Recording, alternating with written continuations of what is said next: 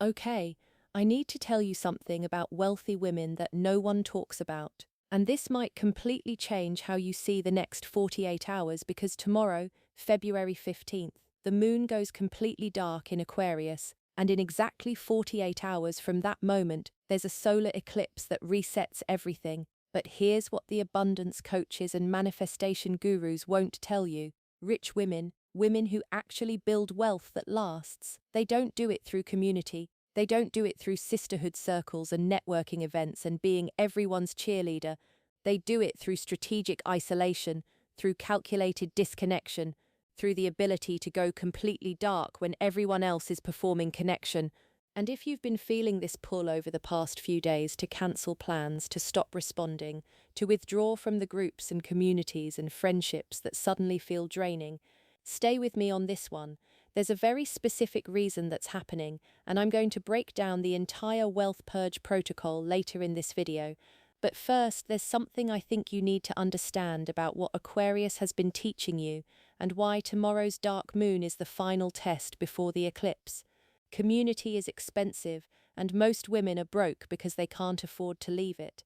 So here's what most women don't realize about wealth. And honestly, this was the most painful lesson I learned when I started understanding how rich women actually operate. Community costs money, not metaphorically, literally. Every group chat you're in, every coffee date you say yes to, every networking event you attend, every friend who vents to you about their problems, every sisterhood circle where you're expected to show up and be supportive, all of it costs you energy, and energy is the only real currency.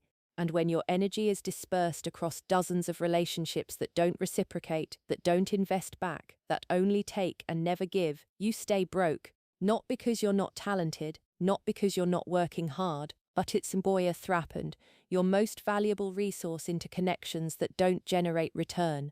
Think about the wealthy women you know, not the influencers performing wealth, not the coaches selling abundance, the actual rich women, the ones with real money, real assets, real power. How available are they? How easy is it to get their time? How often do they show up to community events just to be supportive? They don't, because they understand something fundamental. Your availability is inversely proportional to your wealth. The more accessible you are, the broker you stay, the more you perform community, the less you build empire. And here's what really gets me about this. The poverty consciousness keeps women trapped by convincing them that wealth comes through networking, through building relationships, through being connected. And yes, strategic relationships matter, but there's a difference between strategic relationships and community pleasing. Strategic relationships are reciprocal, they're investments, they're exchanges of value.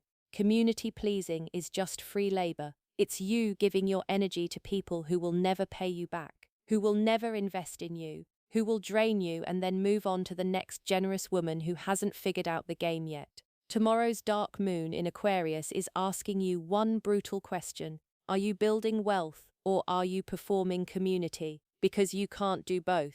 And the next 48 hours are your last chance to choose before the eclipse makes the choice for you. Eris wasn't invited to the wedding, and she started a war. Your wealth begins when you stop asking for invitations. Let me tell you about Eris, the Greek goddess of discord. She's the one they didn't invite to the wedding of Peleus and Thetis. All the gods and goddesses were there, everyone was celebrating, and Eris, she wasn't invited because she was too disruptive, too difficult, too much. So she showed up anyway and threw a golden apple into the crowd, inscribed with, "For the fairest." And that single act of discord started the Trojan War, changed the entire trajectory of Greek mythology, not because she was cruel, because she refused to accept exclusion as rejection. That's the energy entering your wealth consciousness tomorrow. Not the good girl who waits to be included, not the team player who makes herself useful so people will like her. The woman who understands that being excluded from certain tables is actually the prerequisite for building your own, that not being invited to the sisterhood circle might be the best thing that ever happened to your bank account. That isolation isn't failure, it's strategy. Here's what the poverty consciousness doesn't want you to know. Rich women aren't rich because they networked better. They're rich because they were willing to be alone, to be misunderstood, to be called selfish, cold, unavailable, too much, not enough. They were willing to let the community label them difficult while they were busy building wealth. And the community, the sisterhood, the collective feminine, they don't reward that. They punish it, they exclude it, they make examples of women who choose their prosperity over group harmony.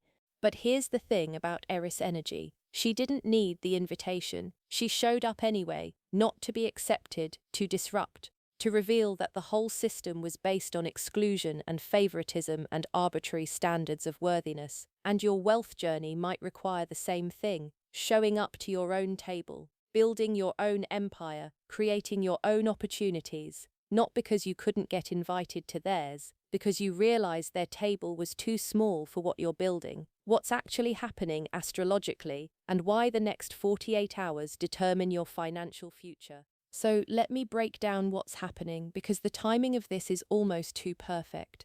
Tomorrow, February 15th, the moon will be at its darkest point in Aquarius, about 3% illumination, basically invisible. This is called the dark moon or the balsamic moon, the final death phase before the new moon. And in 48 hours, on February 17th, at 4:11 a.m. Pacific, there's a solar eclipse at 28 degrees Aquarius. This isn't just a new moon, this is a complete reset, an ending and beginning simultaneously. Aquarius is the sign of community, friendship, networking, collective consciousness. It's the hive mind, the group, the we're all in this together energy. And when the moon goes dark here, when it becomes invisible in the sign of visibility and connection, it's asking you to do something that feels completely counterintuitive. Disconnect, withdraw, go dark when everyone else is trying to stay connected. But here's why this matters for your wealth.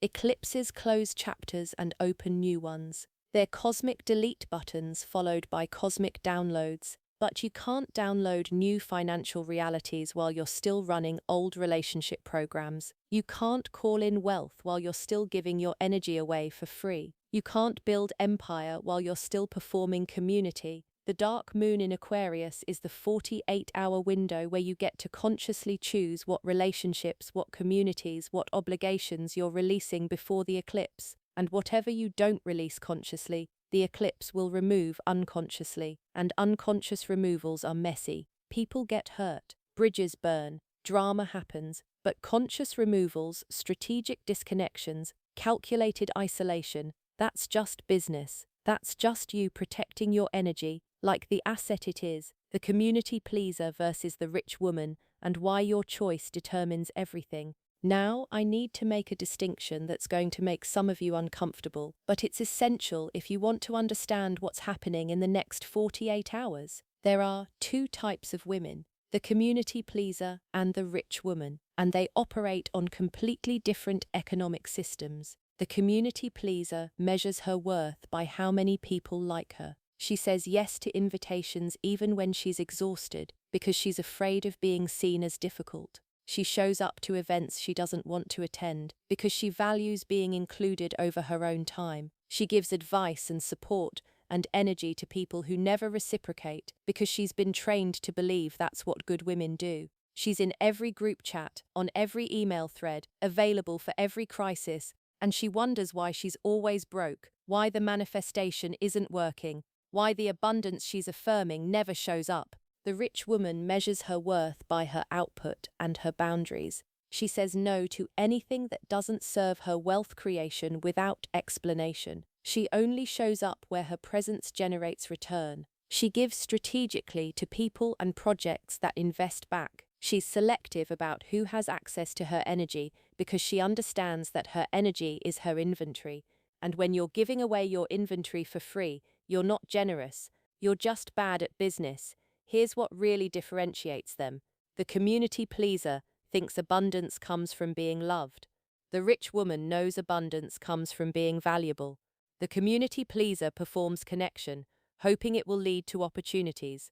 The rich woman creates opportunities and then selects who gets to connect to them. The community pleaser is afraid of being alone. The rich woman is afraid of being diluted. And tomorrow's dark moon is asking you, which one are you? Because the eclipse in 48 hours is going to amplify whichever choice you make. If you're still performing community, the eclipse is going to show you exactly how much it's costing you. If you're ready to go dark, to disconnect, to choose your wealth over their approval, the eclipse is going to open doors you didn't even know existed. Aquarius, you're the test case, and everyone's watching to see if you'll betray yourself for belonging. If you're an Aquarius, sun, moon, or rising, I need you to really hear this. Tomorrow's dark moon is in your sign. This is happening to you first. You are the prototype, the beta test, the one who has to figure out how to be the sign of community while choosing isolation, how to be the collective consciousness while operating as the sovereign individual, and everyone's watching to see if you'll crack, if you'll choose belonging over wealth, if you'll sacrifice your prosperity to stay in the group. Here's what I think has been happening for you. You've been the connector, the networker, the one who brings people together, the friend to everyone. And you've probably built your entire identity around being the person people can count on, the one who shows up, the one who includes everyone, the one who makes the group work. And maybe you've been praised for it, told you're such a good friend, such a team player, such a community builder. But here's what nobody's told you. That identity is keeping you broke. Every hour you spend managing group dynamics is an hour you're not building wealth. Every emotional labor you perform for free is energy you could be investing in your own empire. Every time you make yourself available to keep the peace, you're choosing their comfort over your prosperity. And at some point, you have to ask yourself, is this community actually serving me, or am I just the unpaid labor that keeps it running? Between tomorrow and the eclipse, you're going to feel this pull to withdraw, to stop showing up to the group chats, to cancel the plans, to let people be disappointed. And your first instinct is going to be guilt, because Aquarius has been trained to believe that your value is in your connectivity, that you're only worthy if you're accessible, that being needed equals being valuable. But that's the poverty program. The truth is, the wealthiest version of you is the one nobody can reach, the one who's so focused on building her empire that she doesn't have time for community maintenance, the one who's comfortable being misunderstood because she knows her bank account understands her perfectly. And between now and the eclipse, you get to choose. Do you want to be loved by the community, or do you want to be rich? Leo, your magnetism only works when you're unreachable, and this is when you learn it. Now Leo, sun, moon, or rising, this dark moon in Aquarius is hitting your 7th house, the house of partnerships, relationships, and one-on-one connections. And when the moon goes dark here, I genuinely believe you're about to learn the most important lesson about wealth. Your magnetism increases when your availability decreases. Here's what I think you've been operating under, a belief that you need to be seen to be valuable, that your worth comes from how many people want you, that abundance flows through attention and admiration, and being the center of the room. And yes, Leo, you're magnetic, but here's what you might not have realized. Performing your magnetism dilutes it. Being available to everyone who wants a piece of you decreases your value. Showing up everywhere makes you common, not special. The wealthiest Leos I know, they're ghosts. You can't reach them. They don't respond to DMs. They're not at the networking events. They're not performing their radiance for the masses. And that scarcity, that unavailability, that's what makes them actually valuable. Because people will pay astronomical amounts for access to someone who can't be accessed. Between tomorrow and the eclipse, I'm seeing situations where you realize the people who have the most access to you are contributing the least to your wealth. The ones who get your time for free, who get your energy without exchange, who get your brilliance without paying for it. And you're going to have to make a choice. Do you keep performing for the audience that doesn't pay? Or do you go dark, disappear, make yourself unreachable, and watch how fast your value increases? The 7th house rules partnerships, and I think you're being asked to audit every relationship in your life through one lens. Is this person increasing my wealth, or just enjoying my energy for free? If they're not investing in you financially, energetically, or strategically, they're entertainment. They're consuming you, and you can't build an empire when you're being consumed. Libra, You've been keeping everyone balanced while your bank account suffers, and it ends now. Okay, Libra, sun, moon, or rising, the dark moon in Aquarius is hitting your fifth house, the house of pleasure, creativity, joy, and self-expression, but also, and this is important, the house of speculation and risk. And when the moon goes dark here, I believe you're about to understand something critical about wealth. Playing it safe to keep everyone comfortable is the riskiest financial move you can make. Here's what you've been doing, maybe your whole life. Mediating, balancing, making sure everyone's happy. And in your financial life, that's translated into playing small, not charging what you're worth because you don't want to seem greedy, not pursuing the risky opportunity because you're afraid of disrupting the harmony, not making the bold move because someone might judge you and your bank account shows it.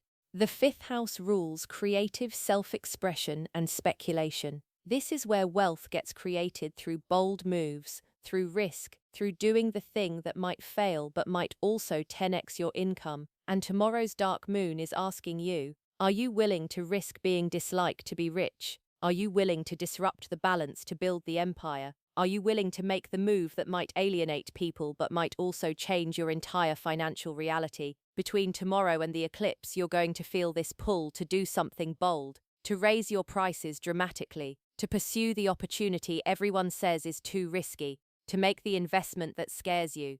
And your first response will be to calculate how it will affect your relationships. Who will be upset? Who will judge you? Who will think you've changed? And here's what I want you to understand. Those people, the ones who want you to stay small so they feel comfortable, they're not your community. They're your financial ceiling. And as long as you're managing their feelings, you're capping your wealth.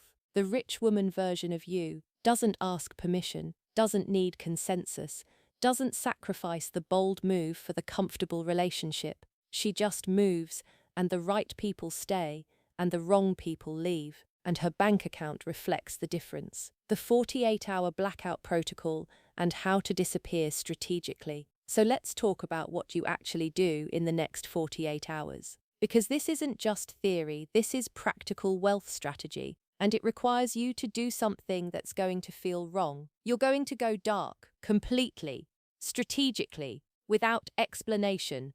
Step 1. Cancel everything. Every coffee date, every networking event, every group call, every commitment that's not directly generating income or moving your wealth goals forward. Cancel it, without guilt, without lengthy explanations. Just, I need to reschedule, I'll reach out when I'm available. And then don't be available. Step 2. Stop responding to the group chats, to the DMs, to the texts asking how you are. Put your phone on, do not disturb.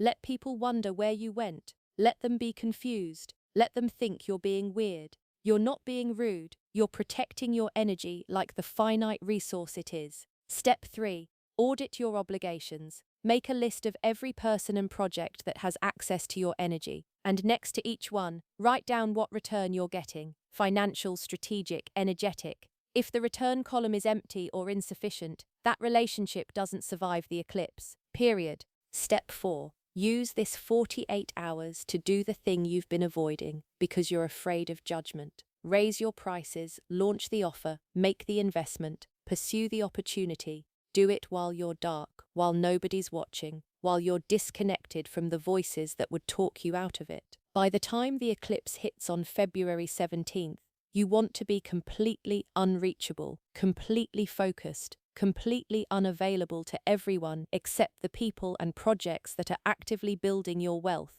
That's not selfish, that's strategic, that's what rich women do when everyone else is performing community. Why this feels different from other lunar cycles, and what's actually at stake. You know, I've been tracking lunar cycles and wealth patterns for years, and this dark moon is different. It's not just another waning phase. It's not just another opportunity to release and let go. This is the final purge before a complete financial reset. The eclipse in 48 hours isn't bringing incremental change.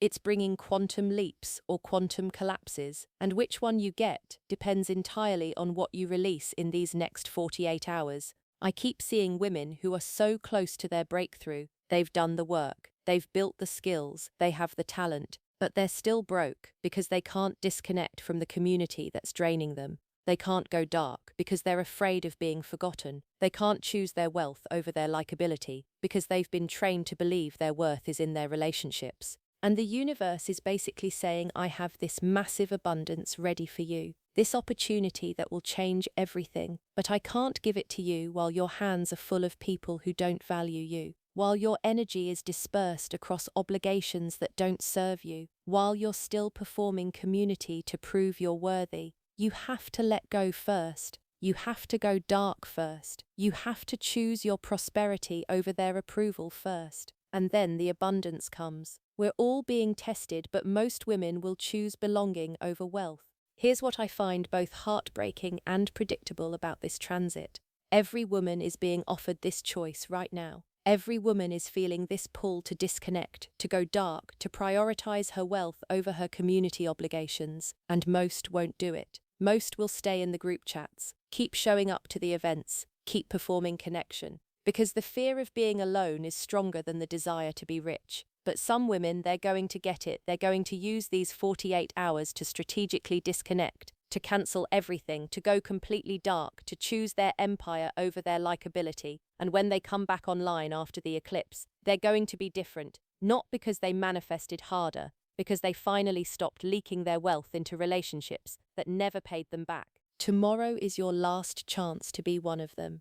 Your last chance to choose strategic isolation over community pleasing. Your last chance to go dark before the eclipse forces the issue. The wealth purge is coming regardless. The question is, are you going to consciously choose to be the rich woman, or are you going to unconsciously stay the community pleaser and wonder why the abundance never arrives? All right, if you're still here, thank you for being real with me about this. If this resonated and you want to see more content like this, please subscribe and comment below. What are you cancelling in the next 48 hours? What community obligation are you finally releasing? I want to know because we're all making this choice together. Take care of yourself during the blackout, trust the isolation, and I'll see you on the other side of the eclipse.